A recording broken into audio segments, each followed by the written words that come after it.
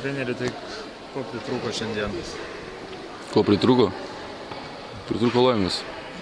Pritrūko laimės, vyrai dirbo šiandien tikrai. Šaunuoliai. Į gynybą palyginti dar dirbo šiandieną. Gal nesutvarkėm su pick and roll, aišku, kaip Šarūnas Jasikevičius žaidė, be abejo. Tai yra aukšto lygio žaidėjas ir reikia mokytis iš tokių, kaip reikia žaisti. Kelis kartus vilniečiai buvo lyg ir perėmė iniciatyvą į savo rankas, bet Juventus taip ir nepalūžo, kovojo iki galo. Iš kur ta stiprybė šiandien? Stiprybė? Žiūrovai. Atėjo tiek žmonių. Salė pilna. Manau, tai vyrus užveda visą laiką. Aš labai noriu, kad jiems būtų visą laiką pilna. Ir mes tenksimės, kad savo žaidimą pritraukti čia.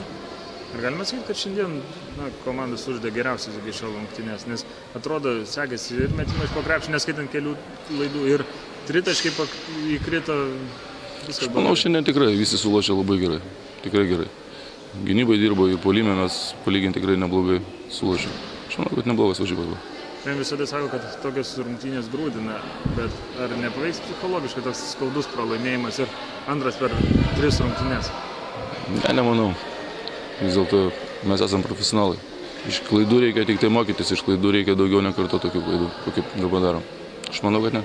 Šiandien pagrindinė problema turbūt buvo varžovų mažiukai žaidėjai, nes su priekinė linija lyg ir susitvarkėt be problemų. Nu, vis dėlto tai yra Eurolygos komanda. Turbūt kažką turi aukoti.